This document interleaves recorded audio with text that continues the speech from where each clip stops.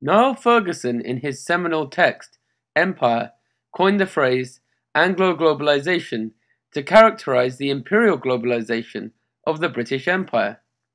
In the age of the British Empire, many British institutions, values, attitudes, and norms were globalized and assimilated into the societies colonized by Britain.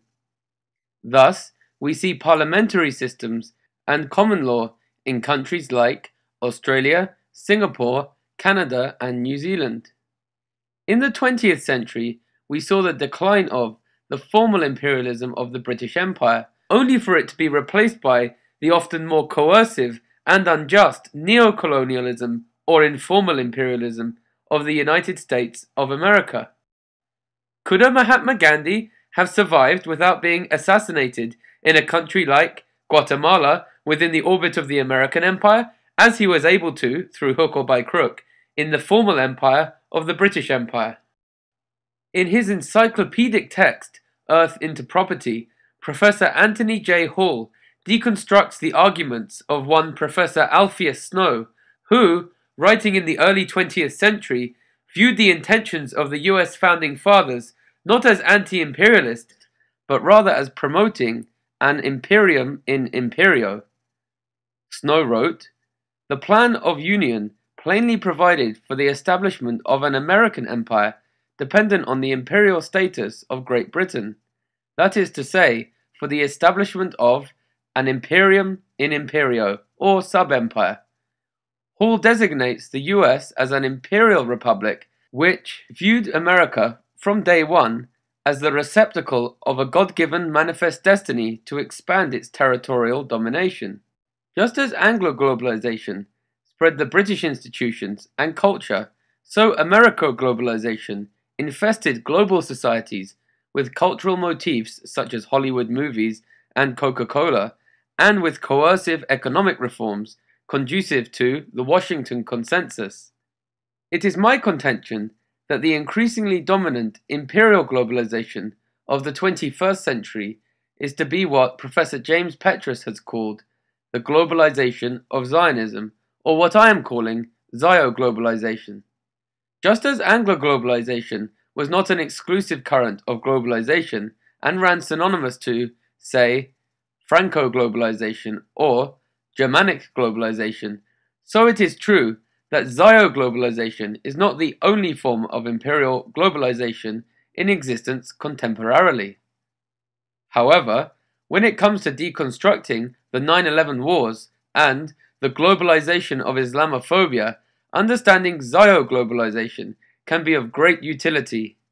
Many have noted the apparent Mossad involvement in the events of September the 11th, 2001. As Annie Machon explains. Because, of course, other spy rings have been caught in the US in the last decade, most notably the so-called dancing Israelis who were arrested shortly after 9/11. They were seen celebrating the collapse of the Twin Towers. And also the alleged art student spy ring, which was rounded up in 2002. And they, again, were supposedly Israeli Mossad agents. Now, both of these spy rings weren't prosecuted, and in fact, the stories have been quietly removed from things like Fox News websites and things. And the spies, or alleged spies, were just quietly deported back to Israel. There was no political hoo-ha, there was no media hoo-ha, and there was no prosecutions. In a paper published in the Journal for Judaism and Zionism in 1982, Oded Gidon laid out the imperial strategy for the future Israeli empire. The paper was entitled A Strategy for Israel in the 1980s. The paper can be seen as a general blueprint for the implementation of an Israeli empire in the Middle East. It emphasizes the idea that all the Arab states should be broken down by Israel into small units. This occurs in Israeli strategic thinking again and again. Yenon wrote, "This world with its ethnic minorities, its factions, and internal crises, which is astonishingly self-destructive, as we can see in Lebanon, in non-Arab Iran, and now in Syria, is unable to deal successfully with its fundamental problems and does not, therefore, constitute a real threat against the state of Israel in the long run." He continued, "In Egypt, there is a Sunni Muslim majority facing a large minority of Christians, which is dominant in Upper Egypt, some 7 million of them. so that even Sadat, in his speech on May 8th, expressed the fear that they will want a state of their own, something like a second Christian Lebanon in Egypt.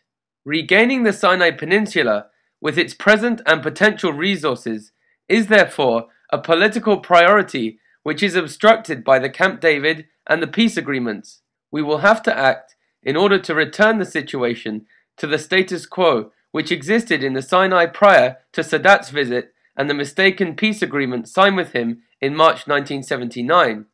Israel will not unilaterally break the treaty, neither today nor in 1982, unless it is very hard-pressed economically and politically, and Egypt provides Israel with the excuse to take the Sinai back into our hands for the fourth time in our short history.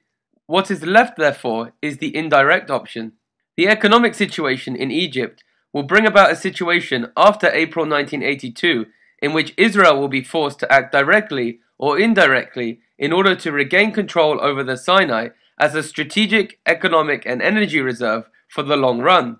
Egypt does not constitute a military strategic problem due to its internal conflicts, and it could be driven back to the post-1967 war situation in no more than one day. Reflecting upon the Egyptian government's reliance on subsidies, Yinon wrote, Egypt's power in proportion both to Israel alone and to the rest of the Arab world has gone down about 50% since 1967. Egypt is no longer the leading political power in the Arab world and is economically on the verge of a crisis. Without foreign assistance, the crisis will come tomorrow.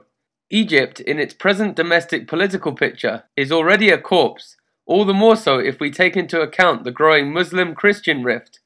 Breaking Egypt down territorially into distinct geographical regions is the political aim of Israel in the 1980s on its Western Front. Egypt is divided and torn apart into many foci of authority. If Egypt falls apart, countries like Libya, Sudan, or even more distant states will not continue to exist in their present form and will join the downfall and dissolution of Egypt. The vision of a Christian Coptic state in Upper Egypt, alongside a number of weak states with very localized power and without a centralized government as to date, is the key to a historical development which was only set back by the peace agreement, but which seems inevitable in the long run. Israeli scholar Israel Shahak has written of this document, the strong connection with neoconservative thought in the USA is very prominent. But, while lip service is paid to the idea of the defense of the West from Soviet power, the real aim of the author and of the present Israeli establishment is clear, to make an imperial Israel into a world power. The plan follows faithfully the geopolitical ideas current in Germany of 1890 to 1933, which were swallowed whole by Hitler and the Nazi movement, and determined their aims for Eastern Europe. Those aims, especially the division of the existing states, were carried out in 1939 to 1941. In his significant text, Dollars for Terror, Richard Lebevier writes of Oded Yinon's paper, the geostrategic plan of this policy was, in other words, the fragmentation of the Middle Eastern ensemble into the smallest possible units, in other words, the dismantling of the Arab states, Israel's neighbors.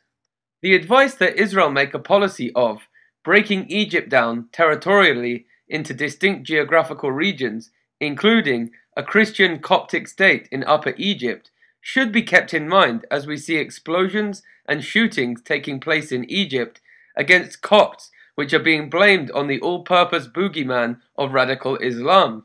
The Jerusalem Post reported that a spokesperson for a group of Egyptian lawyers alleged that the Mossad carried out the operation against the Egyptian Copts as a natural reaction to the latest uncovering of an Israeli espionage network.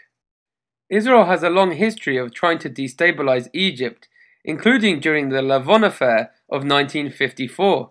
So in 1948, we see the declaration of independence of the Zionist entity in Palestine. They ethnically cleansed 800,000 Palestinians to the four corners of the earth who still live as refugees today.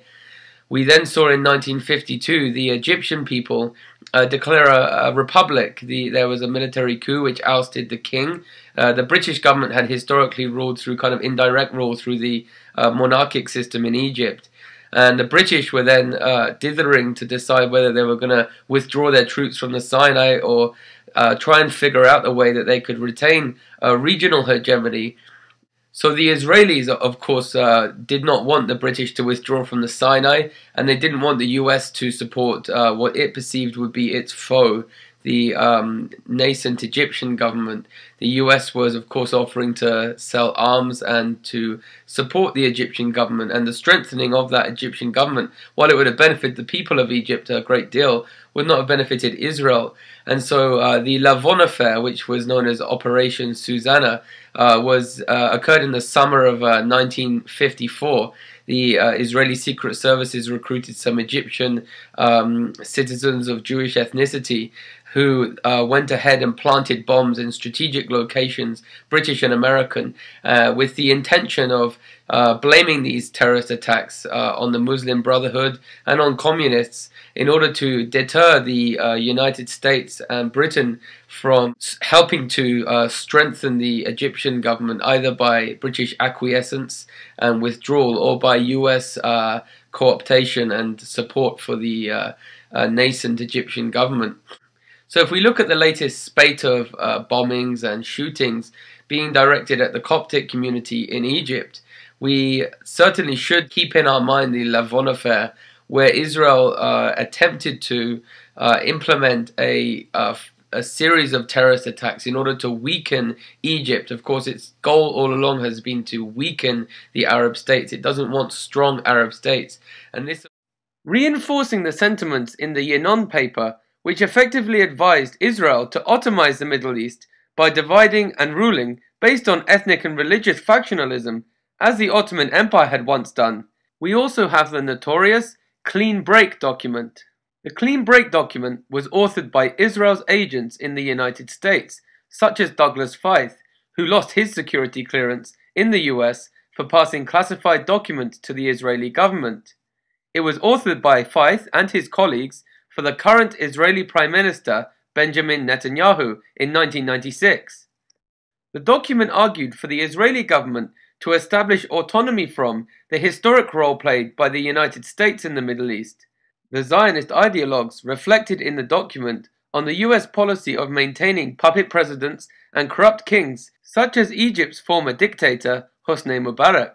They wrote, "This strategy, which required funneling American money to repressive and aggressive regimes, was risky, expensive, and very costly for both the US and Israel, and placed the United States in roles it should neither have nor want.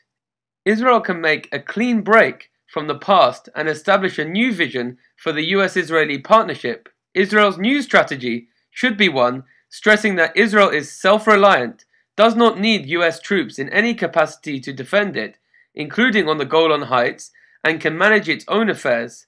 Self-reliance will grant Israel greater freedom of action and remove a significant lever of pressure used against it in the past."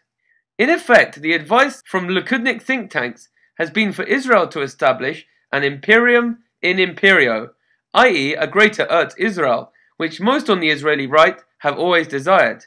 The Clean Break paper termed this Imperium in Imperio a greater US-Israel co-prosperity sphere.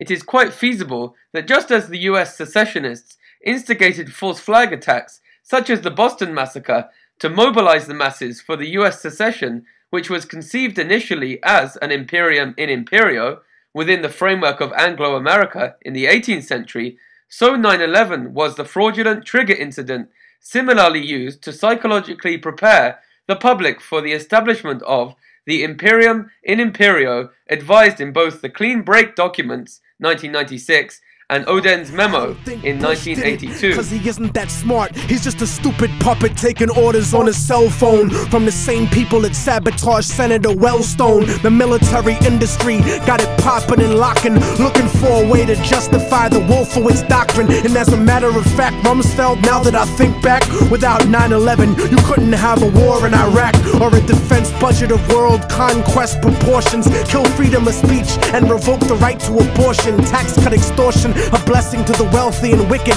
but you still have to answer to the Armageddon you scripted. And Dick Cheney, you fucking leech, tell him your plans about building your pipelines through Afghanistan, and how Israeli troops train the Taliban in Pakistan. You might have some house niggas fooled, but I understand colonialism is sponsored